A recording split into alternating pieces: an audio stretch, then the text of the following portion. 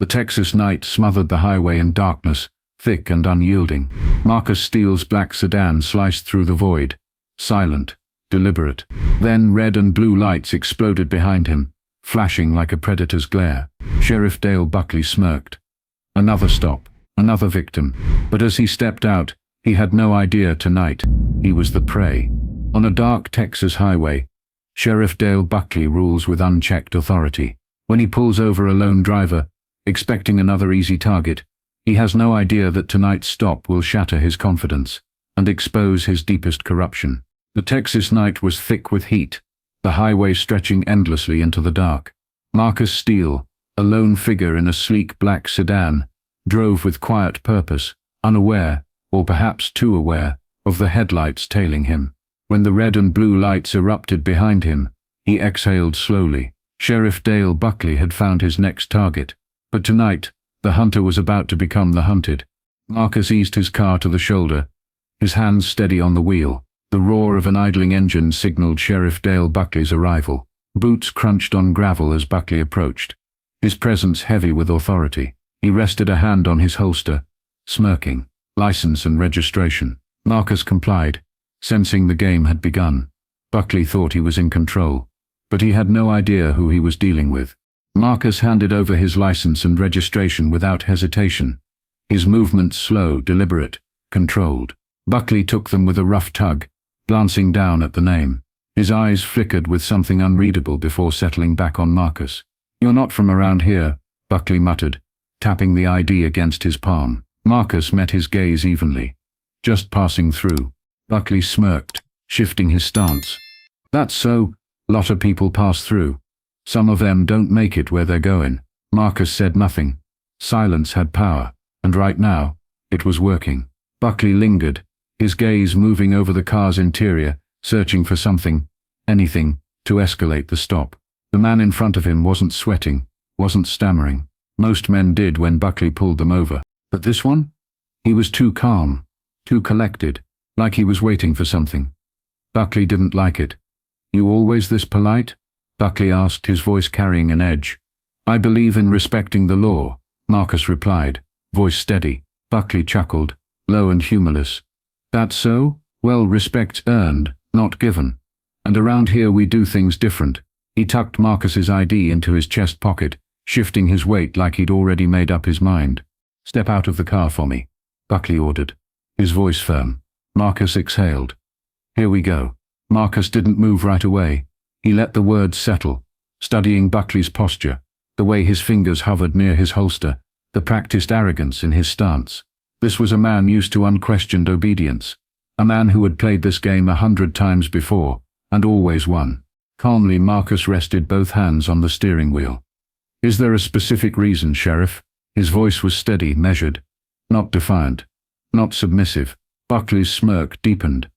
"I asked you to step out of the car," he repeated, slower this time, like he was testing for hesitation. Marcus nodded once, exhaling as he unbuckled his seatbelt. He knew how these moments worked. The wrong move, too fast or too slow, could shift the entire balance. He pushed open the door and stood, his 6-foot frame unfurling in the dim glow of Buckley's headlights. The sheriff's eyes flicked over him, sizing him up. Marcus wore a tailored button-down, slacks, polished shoes, not the kind of man Buckley usually pulled from a car on this road, and that made him more dangerous. "Hands where I can see him," Buckley ordered. Marcus complied, his movements deliberate. "You planning to frisk me, Sheriff?" "Just being careful," Buckley said, stepping closer, his smirk never fading. "Can't be too careful these days." Marcus locked eyes with him. Careful would have been waiting for a reason before making this personal. For the first time, Buckley hesitated.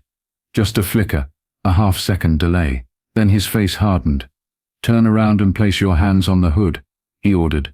Marcus held his gaze a beat longer before complying. He could feel the game shifting. Buckley had just made his first mistake. Marcus placed his palms flat against the hood, feeling the warmth of the engine beneath them. He kept his breathing steady, his eyes fixed on the dark road ahead. Behind him, Buckley moved slowly, deliberately, like a predator circling its prey. "You seem real comfortable with this," Buckley muttered, stepping closer. Marcus didn't react. "I've been in situations like this before," That right? Buckley ran his hands down Marcus's back, over his sides, a little too rough, a little too slow, looking for something, anything, that could justify what he already wanted to do. You work in security or something? Marcus smirked slightly. Something like that. Buckley let out a low chuckle, but there was no humor in it. See, that's what I don't get. You don't look like trouble, but something about you ain't sittin' right. He patted Marcus down again, harder this time, pressing his fingers into his pockets down his legs. Where you headed, city boy? Just passing through? Yeah? Long way from home, ain't ya? Buckley's voice dripped with suspicion. Marcus knew exactly what this was. He wasn't being stopped for a traffic violation. He was being sized up. Buckley wasn't looking for contraband. He was looking for submission, and Marcus wasn't giving it to him. You always stop guys like me this late? Marcus asked, his voice casual. Buckley stiffened just slightly. What kinda guys would that be? Marcus turned his head slightly, just enough to meet Buckley's gaze, the ones you think won't push back. The words landed between them, sharp and undeniable. For the first time, Buckley didn't have a snappy comeback. Instead, he stepped back, wiping his hands on his belt like he was trying to shake off the moment. Marcus straightened, as Buckley narrowed his eyes. You think you're real smart, don't you? Marcus adjusted his cuffs. I think I know exactly what's happening here. Buckley's jaw tightened. He wasn't used to being challenged, and he sure as hell wasn't done. You're not going anywhere just yet, Buckley said, his voice cold. I ain't done with you. Marcus adjusted his stance, standing tall as Buckley loomed closer, his smirk gone, replaced by something colder. The sheriff had expected fear, expected compliance, but he was getting something else, control, and he didn't like it. Turn around, Buckley ordered, voice clipped, frustration bleeding through. Hands on the hood. I need to check your car. Marcus exhaled slowly, his jaw tightening as he faced the vehicle again. On what grounds? Buckley stepped in, close enough that Marcus could feel his breath at his back. On the grounds that I said so, he muttered, his voice low and dangerous. Marcus didn't flinch. He knew exactly how far this game would go if he let it. You need probable cause, Sheriff, he said smoothly. Buckley chuckled, the sound sharp and humorless. You think you know the law, huh? I do, yeah? Then you know how things work around here. Buckley's boot scraped against the gravel as he moved to the driver's side door, yanking it open. Marcus kept his expression unreadable, even as Buckley rifled through the glove compartment, pulled back the seats, and peered under them looking for anything that could turn this stop into an arrest. But there was nothing. Buckley slammed the door shut, his face twisting with irritation. Ain't often a man like you's this clean, he muttered. Marcus finally turned, meeting his glare. A man like me? Buckley's fingers flexed at his sides. What's your tone? Marcus didn't move, didn't blink, just asking a question, Sheriff. Transparency, you know. For a split second, Buckley hesitated. Then his expression hardened. We're not done. Marcus knew what was coming next. Buckley had lost the first round. Now he was about to make it personal. Buckley's hands twitched at his sides, his frustration barely concealed beneath the dim glow of the patrol lights. He had expected resistance, sure, but not like this. Not from a man who refused to flinch, refused to stammer, refused to make a mistake. Marcus could see it now, the quiet war raging behind Buckley's narrowed eyes. The sheriff was at a crossroads. He had played this game before. Escalate, provoke, push a man past his breaking point, then watch as fear took over. That was his strategy. That was his control. But Marcus wasn't playing along. Buckley took a slow step forward, reclaiming the inches of space between them, his fingers still twitching near his belt. You think you're real smart, don't you? Buckley said, voice low. Marcus tilted his head slightly, his expression unreadable. Smart enough to know where this is going. Buckley's smirk returned, but it was different now, forced, desperate to re-establish control. Yeah? Then tell me, city boy, what exactly do you think this is about? Marcus let the silence stretch just long enough to make Buckley uncomfortable. Then he spoke. I think this stopped being about a traffic violation the moment you saw me. Buckley's nostrils flared. But Marcus wasn't done. I think you expected me to react a certain way. Maybe cower. Maybe beg. Maybe slip up just enough to give you what you needed. But that didn't happen, did it? Buckley clenched his jaw, his fingers drumming against his holster. And now, Marcus continued, his voice measured, you're looking for a reason to turn this into something it's not. Because men like you don't like being questioned. You don't like it when someone doesn't fit the role you've already decided they should play. Buckley opened his mouth, but the words didn't come. Marcus took a step closer, voice lowering just enough to make sure Buckley heard every word. The problem, Sheriff, is that you've already lost control of this situation, and you don't even realize it yet. For the first time, Buckley hesitated, and that's when Marcus knew he had him. Buckley's hesitation lasted only a second, but Marcus caught it. The sheriff had spent years controlling moments like this, bending the law to his will, making sure no one dared to challenge him. But now the power was shifting, and he could feel it slipping through his fingers. Marcus let the silence stretch, let Buckley stew in his own uncertainty. Then he reached for his pocket, slowly, deliberately. Buckley's hand flew to his holster. Real careful now, he warned, voice sharp. Marcus paused just long enough to let the weight of the moment settle. Then, with steady precision, he pulled out a slim leather wallet and flipped it open, revealing a gleaming badge. Marcus Steele, Special Prosecutor for Federal Civil Rights Investigations. The color drained from Buckley's face. His eyes darted from the badge to Marcus, then back again, as if trying to find a way to convince himself this was some kind of trick. Marcus gave him nothing but silence. You're jokin', Buckley muttered, but his voice lacked the same smug confidence it carried minutes ago. No joke, Marcus replied, his tone even. I investigate law enforcement misconduct, corrupt officers, abuses of power. He took a slow step forward. People like you, Sheriff. Buckley swallowed hard, but his pride fought back. That's supposed to scare me. Marcus tilted his head. If you had half a brain, it would. Buckley's fingers flexed at his sides. He was losing ground fast, and he knew it. The worst part, he had done this to himself. Now, Marcus continued, his voice calm but firm, I suggest you think very carefully about your next move. The headlights from Buckley's cruiser cast long shadows across the pavement, but in that moment Marcus knew the real darkness wasn't in the night. It was standing right in front of him, wearing a badge it didn't deserve. Buckley had built his power on fear, but for the first time, he was the one afraid. Buckley stood frozen, the weight of the moment pressing down on him like a vice. The red and blue lights flickered over his face, exposing the cracks in his once unshakable confidence. He had ruled this town for years, a king in his own kingdom, where fear kept people silent, and power meant never facing consequences. But now, he was standing face to face with something he couldn't intimidate. Used to bluffing, Buckley spat, though the tremor in his voice betrayed him. This ain't set your jurisdiction. Marcus didn't set move, didn't set blink. That sep's where you set the wrong, he said evenly. Federal civil rights violations, that sep's my jurisdiction, and you just gave me everything I need. Buckley clenched his jaw, his fingers twitching near his belt, but he knew he had already lost. There were no lies, no excuses, no small-town cover-ups that would save him now.